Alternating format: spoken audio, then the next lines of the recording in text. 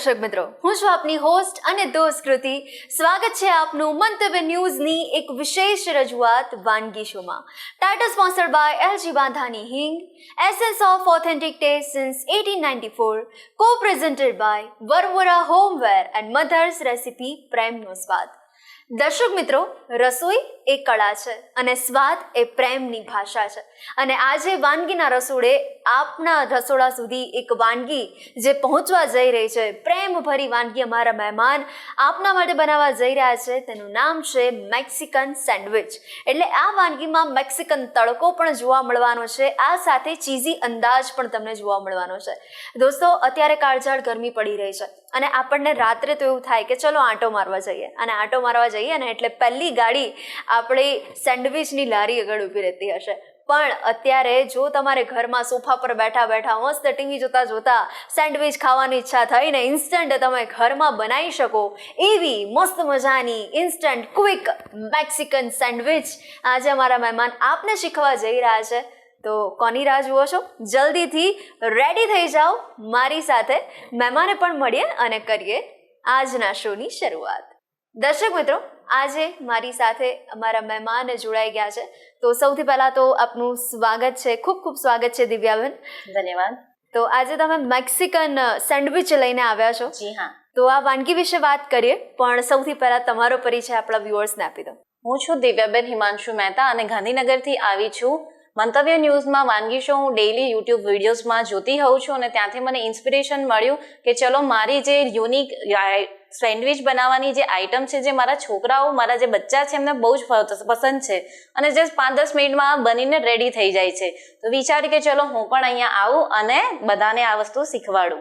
બિલકુલ. તો દરેક ગૃહિણીને એવું હોય કે ઘરમાં બાળક માટે શું નવું નવું બનાવવાનું, એટલે આ કન્ફ્યુઝન આજે દિવ્યાબેન દૂર કરી દેવાના છે. થઈ જશે દૂર. યસ. તો હવે વધુ વાર નથી લગાડવી અને કરીએ આપણે શરૂઆત. સૌથી પહેલા ઇન્ગ્રેડિયન્ટ્સ જોઈ લઈએ. તો સૌથી પહેલા આપણે લેવાનું છે ઝીણું સમારેલું લાલ કેપ્સિકમ મરચું, લીલું કેપ્સિકમ મરચું અને ઝીણી સમારેલી કોબીજ, ઝીણી સમારેલી ડુંગળી, કોથમીર અને ચીઝ. ચીઝમાં તમે મોઝરેલા ચીઝ અને પ્રોસેસ ચીઝ બંનેનો યુઝ કરી શકો છો. ઘરમાં અવેલેબલ હોય બધા જ વેજીટેબલ્સનો આમાં યુઝ થઈ શકે છે.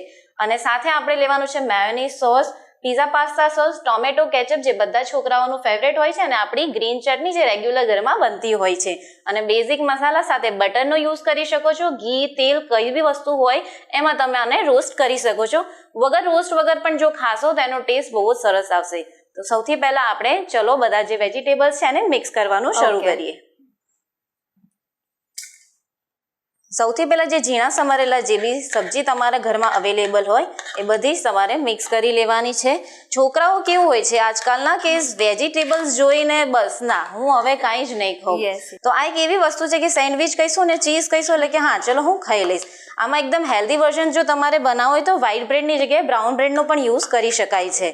તો અવેલેબલ જે પણ હોય એની સાથે તમે આ વસ્તુ બનાવી શકો છો. થોડું આમાં આપણે હવે ચીઝ એડ કરીશું અને થોડું ચીઝ જ્યારે આપણે ગ્રીસ ને એવું કરીએ ત્યારે નાખવામાં આવશે. મેયો સોસ લેવાનો છે, પીઝા પાસ્તા સોસ.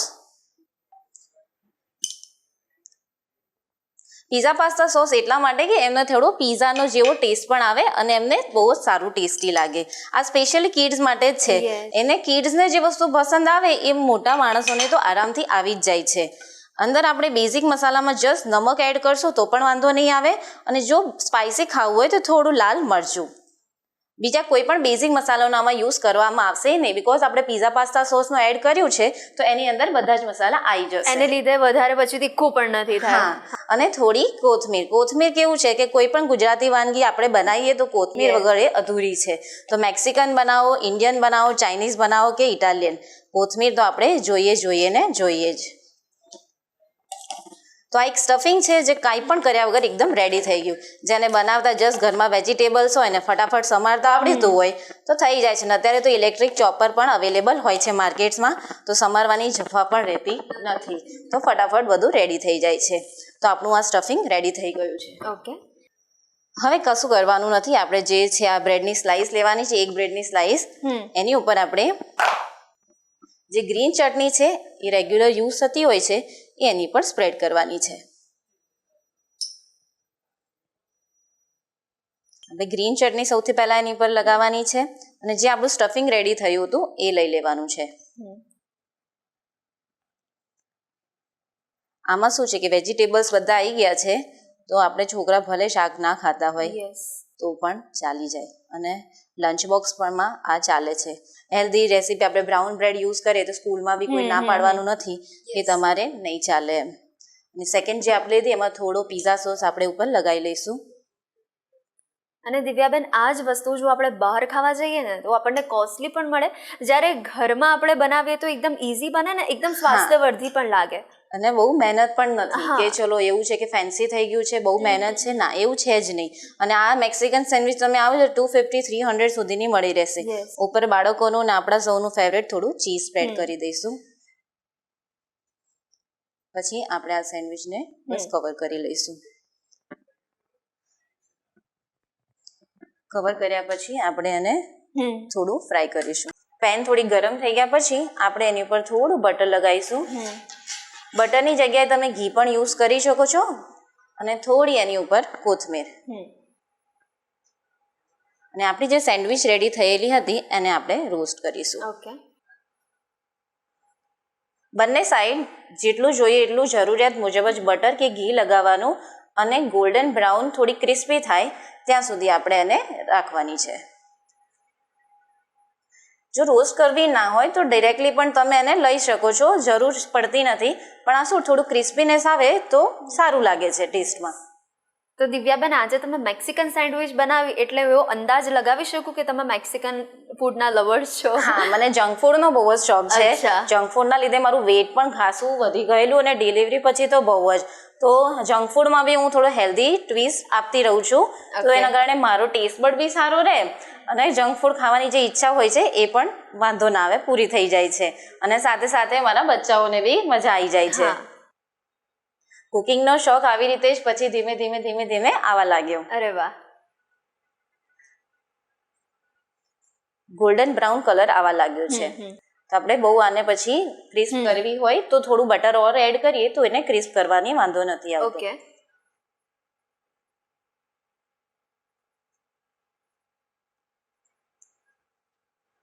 તો રેડી છે આપણી મેક્સિકન સેન્ડવિચ. હવે આવી સિમ્પલ આપણે મૂકી દઈશું તો પણ બચ્ચા જોઈને ગભરાઈ જશે કે આ મમ્મીએ શું બનાવી દીધું છે. તો એની માટે આપણે એને સિમ્પલી વચ્ચેથી કટ કરીશું જે સેન્ડવિચનો શેપ હોય છે એવી જ રીતે અને સાઈડમાંથી બી કટ કરીશું.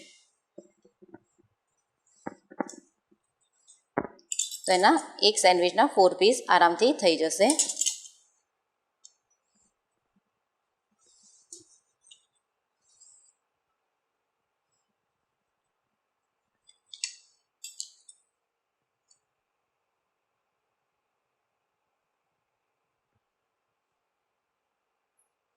એને સિમ્પલી આપણે ટ્રાયંગલ શેપમાં જે રેસ્ટોરન્ટમાં જોતા હોઈએ છીએ ને એવી જ રીતે પ્લેસ કરી દઈશું પ્લેટ ઉપર.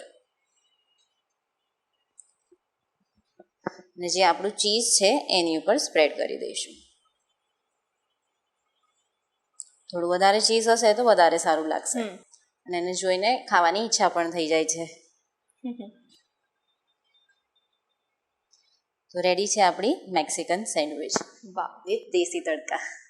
ક્યા બાત હે. થેન્ક યુ સો મચ દિવ્યાબેન આ વાનગી આપણા વ્યુઅર્સ સુધી પહોંચાડવા માટે. થેન્ક યુ સો મચ આ મોકો આપવા માટે.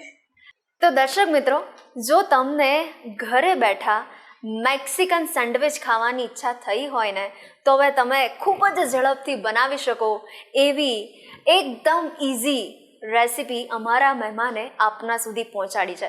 એટલે હવે કેફેમાં જવાની બિલકુલ જરૂર નથી, કારણ કે એના જેવો સ્વાદ હવે તમને ઘરે મળવાનો છે. તો પછી એકવાર ટ્રાય તો કરવું જ રહ્યું.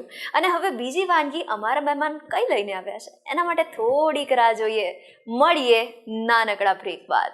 મેક્સિકન સેન્ડવિચ બનાવવાની સામગ્રી: bread, mayonnaise, tomato ketchup, pizza sauce, લાલ મરચાં ફ્લેક્સ, લીલા મરચાંના ફ્લેક્સ, લીલી ચટણી, કોથમીર, માખણ, મિક્સ વેજીટેબલ.